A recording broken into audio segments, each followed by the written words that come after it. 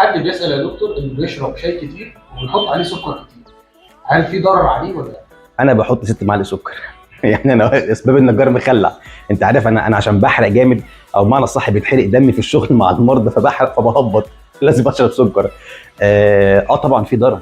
بس يعني انا لو هتكلم مثلا من ناحيه الطبيه، طبعا السكر مشاكله كتير والسكر مضر على الجسم كله. بس احنا لو هنتكلم عن جزئيه الاسنان. بس نقطه مهمه، انا ما اقدرش امنع عاده المرضى، يعني برضه خليني افكر منطقي. انت لما يجي المريض خالع ضرسه مثلا تقول له ما تشربش سجاير، يقول لي حاضر بيشرب وهو نازل. مش هقدر امنعها. فطبيعي المريض اللي بيحب السكر انا اديله النصيحه بس هو مش هيعمل بيها. فاشوف له البديل، حل يسهل له الامور. ده تعاملاتي مع فكر الناس هنا. فطبيعي اللي بيحب السكر ما اقدرش امنعه منه. يا ريت يبطل السكر ويقلل السكر، كنت انا بطلت او قدرت اقلله. بس ممكن تاخد بقى الايه البروتوكول اللي انت تحافظ على اسنانك. طبعا السكر ده رقم واحد سبب التسوس، يعني اسباب تسوس الاسنان رقم واحد السكريات.